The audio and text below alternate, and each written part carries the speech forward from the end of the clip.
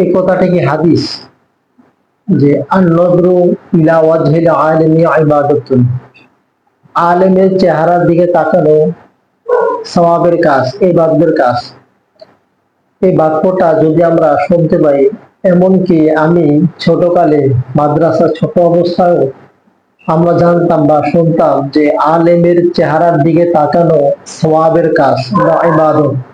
যখন একটু বড় হলাম, দাওরা মিশকাত পড়লাম, তখন আমরা হাদিস এটা পাইনি। ঘাটাঘাটি করে দেখলাম এটা কোনো হাদিস নয়, এটা মানুষের উক্তি বা মানুষের কথা। হয়তো কোনো ব্যক্তি, কোনো বুজুর্গ বা কোনো উঁচু তবকার আবেগ এটা কথাটা আবেগের ধাক্কায় বলে ফেলেছে বা বললো। যে ভাই, আলেমের চেহারার দিকে তাকানো কোনো ইবাদত নয়, কোনো সওয়াবের কাজ নয়। তবে রাসূলুল্লাহ সাল্লাল্লাহু আলাইহি ওয়াসাল্লাম বাণী এবং কোরআনের উক্তি অনুযায়ী আলেমকে সম্মান করতে হবে, আলেমকে শ্রদ্ধার সাথে দেখতে হবে, তাকে ভক্তি করতে হবে, তাদের থেকে দ্বীন ইসলাম শিখতে হবে। কারণ তাদের থেকে দ্বীন না শিখলে আপনি কার থেকে শিখবেন? যে ভাই, আলেমকে সম্মান না করলে সবচেয়ে যে জিনিসটা ক্ষতি হবে সেটা হলো আপনার সন্তানাদি কখনোই মানুষ হবে না।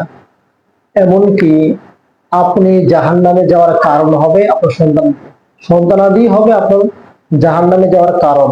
অতএব আল্লাহ তাআলা কোরআনে বলেন, ইন্নামা ইয়াখশাল্লাহা মিন ইবাদিহিল উলামা, অর্থাৎ আল্লাহকে, আল্লাহর বান্দাদের মধ্য হতে সবচেয়ে বেশি আলেমরাই আল্লাহকে ভয় করে।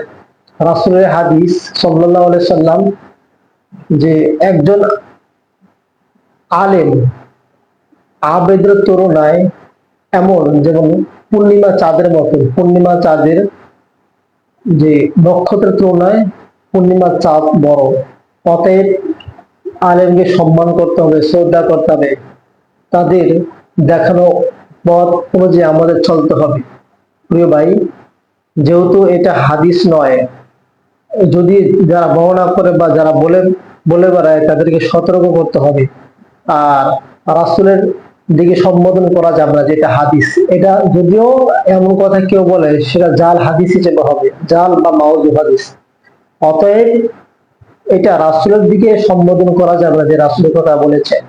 আর আমরা হাদিসে পড়লাম এবং প্রসিদ্ধ হাদিস, মান কাযাবা আলাইয়া মুতাআম্মিদান ফাল ইয়াতাবাওয়া মাকআদাহু মিনান নার, অর্থাৎ যে রাসূলের উপর মিথ্যা আরোপ করবে, এমন কথা যেটা রাসূল বলে না, সেই কথাটা যদি কেউ রাসূল দিকে সম্বোধন করে, সেজন্য তার আপন ঠিকানা জাহান্নাম বানিয়ে নেয়।